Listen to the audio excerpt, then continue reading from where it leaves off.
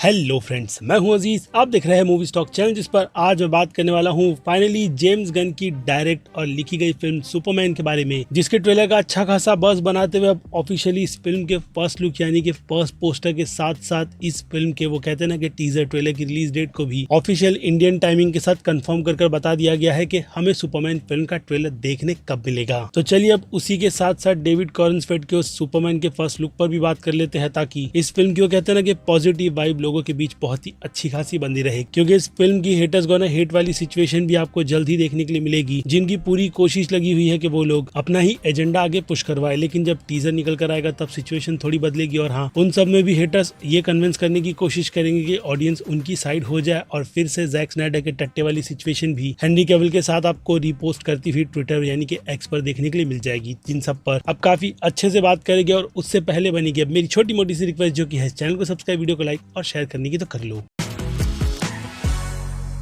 So friends, सबसे पहले इस फिल्म के आने वाले ट्रेलर की ऑफिशियल रिलीज डेट जो कि थर्सडे की है, हाँ 19 तारीख की ही, जिस ट्रेलर को हम हमारे इंडियन टाइम के हिसाब से ऑफिशियली 7:30 बजे देखेंगे, जिसे खुद वार्नर ब्रदर्स इंडिया वालों ने भी ट्वीट कर कंफर्म कर दिया है। तो वहीं दूसरी तरफ देखा जाए तो इस फिल्म का ऑफिशियल सुपरमैन का लोगो भी रिवील कर दिया गया है। हाँ, इसके सुपरमैन के एस के सिंबल के साथ, जो कि अब ट्विटर पर हैशटैग के साथ आप जब भी नाम यूज करोगे तो डेफिनेटली देखने के लिए मिल जाएगा। बाकी स्क्रीन पर आपको नजर आ रहा होगा कि सुपरमैन का ऑफिशियल लोगो पोस्टर और मार्केटिंग डिपार्टमेंट किस तरीके से यूज करने वाली है। और फिर इसके बाद सीधे इसके फर्स्ट लुक पोस्टर की बात करें तो भाई साहब, इसे देख करके एक जो गिला शिकवा है वो यही है ऑब्वियसली जेम्स गन से ही, कि उनकी मार्केटिंग टीम ने इसे ऑफिशियल फर्स्ट लुक बना करके लोगों के सामने रिवील क्यों नहीं किया। जबकि अगर देखा जाए तो इस फिल्म की शुरुआत के जो भी कॉस्ट्यूम डेविड कॉर्नस्फेल्ड के एज अ सुपरमैन निकल कर आए थे, वो भी ऑफिशियली भाई वो बहुत ही ज्यादा चीप लग रहे थे, जिसे देख करके कहीं ना कहीं ये एहसास हो गया था कि फिल्म में तो उसे पूरी तरीके से चेंज ही किया जाएगा, यानी कि वो टाइट वाली सिचुएशन में डाला जाएगा, ताकि स्क्रीन पर सुपरमैन का सूट देखने में बहुत ज्यादा खूबसूरत लगे। क्योंकि इसके अलावा उन्हें पता था कि सेट पर भी इसी तरीके की फोटो सुपरमैन के सूट के साथ लोगों को नजर आएगी, जिसके बाद ट्रोलिंग ये सारी चीजें भरपूर देखने के लिए मिलेगी, जिनकी अक्सर करके कंप्लेंट डेफिनेटली सेट इमेजेस को देखकर ही निकल कर आती है। यानी उन चूतियों को ये तक नहीं पता कि फिल्म में सेट की इमेजेस से हट करके चीजों को फिल्म में काफी ज्यादा बेटर बनाने की ही कोशिश की जाती है। और उन सब में इस फिल्म का ये फर्स्ट लुक पोस्टर भाई उम्मीद के साथ साथ जिस टैगलाइन लुक अप वाली को लेकर के चल रहा है, वो डेफिनेटली पुराने सुपरमैन जो कि काफी साल पहले लोगों के सामने रिवील किया गया था, तो कुछ टैगलाइन इसी तरीके की थी कि ऊपर देखो वो कोई इंसान नहीं, वो सुपरमैन है, इस तरीके की थी। तो यहाँ पर भी लुक अप के बाद सीधे नीचे जो सुपरमैन निकल कर आया है वो उसी को हाँ आप कह सकते हो कि उम्मीद के साथ दिखाता है, क्योंकि इस पूरी फिल्म का फोकस ही इसी पर है, जिसमें जेम्स गन की भी पूरी कोशिश यही रहेगी कि वो सुपरमैन को जैसा कॉमिक बुक में है बिल्कुल होप के सिंबल के साथ लोगों के सामने भी वैसे ही प्रेजेंट करे। और उन सब में फिर से कहूंगा कि फर्स्ट लुक पोस्टर अपना काम बहुत ही अच्छी तरीके से कर जा रहा है, जिसके लिए अगर कंपैरिजन लगाया जाए यानी पुराने सुपरमैन से लेकर के कॉमिक बुक के कवर की भी, तो रिजल्ट आपको देखने मिलता है कि कितना एक्यूरेट है। जिसमें चड्डी वाली सिचुएशन फिलहाल तो इस पोस्टर में भी छुपा करके रखी गई है, पता नहीं क्यों, लेकिन खैर जब टीजर निकल कर आएगा तो ये बात पता चल जाएगी कि proper suit live action film के वर्जन में किस तरीके का दिखेगा, वो भी मोशन करता हुआ। हालांकि इसके इसी मोशन पोस्टर को बहुत ही शानदार से जॉन मर्फी के कंपोज के साथ भी रिलीज किया गया है, जो कि फिर से कहूंगा कि बाकी दूसरे सुपरमैन की बीजीएम के लेवल में खास करके क्रिस्टोफर रीव के साथ हमें काफी ज्यादा अटैच करवाता है, क्योंकि इसमें वो दर्द और वो फीलिंग फिर से कहूंगा कि उम्मीद की नजर आती है। लेकिन इस सिचुएशन को स्कोर के हिसाब से फिल्म में कितनी अच्छी तरीके से यूज किया जाएगा, उसके लिए तो अच्छा खासा वेट ही करना होगा, तभी जाकर के हमें पता चलेगा कि ये चीज बीजीएम के माध्यम से भी फिल्म में कैसा काम कर रही है। क्योंकि मुझे लगता है कि इस स्कोर को जब वो कहते हैं कि स्पाइडरमैन 2 वो ट्रेन वाली सिचुएशन, जब लोग असली स्पाइडरमैन के पीछे के चेहरे को देख लेते हैं पीटर पार्कर के, तो हाँ यहाँ पर भी शायद से वो सिचुएशन इसी स्कोर में फिट बैठ रही है। क्योंकि बिहाइंड द सीन वाली सिचुएशन में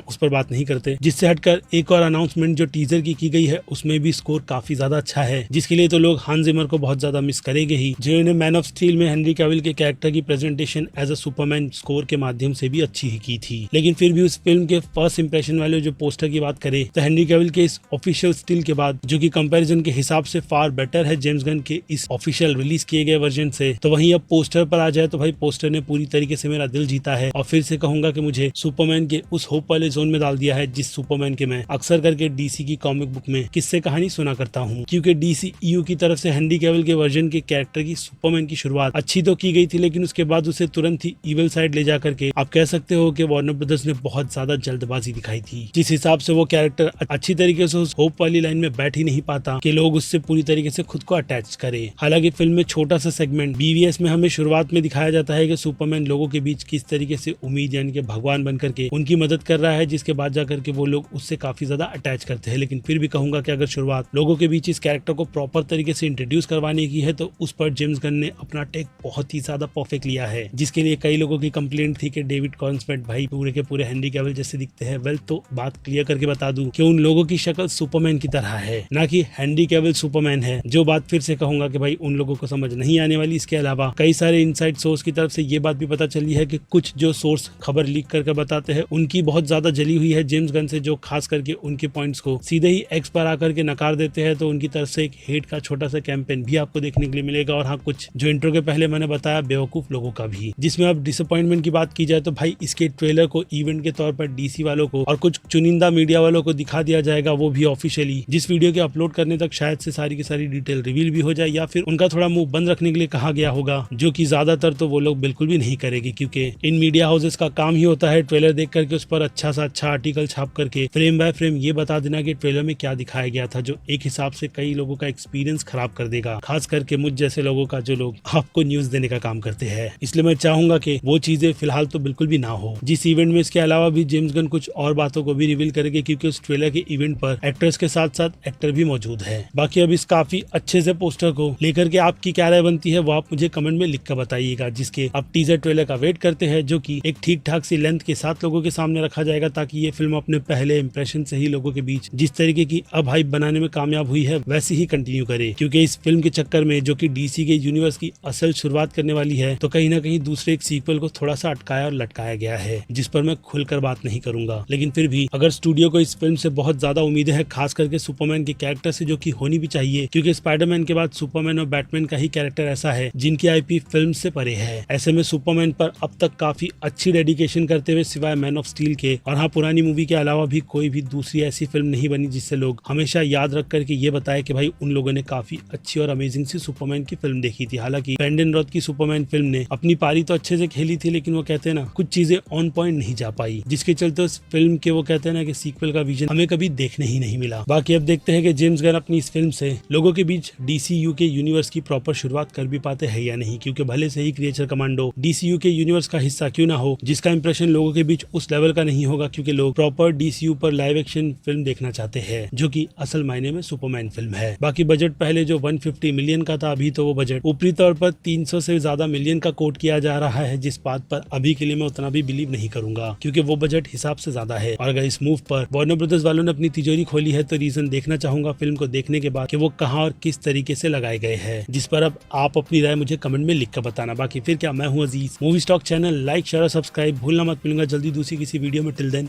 बाय।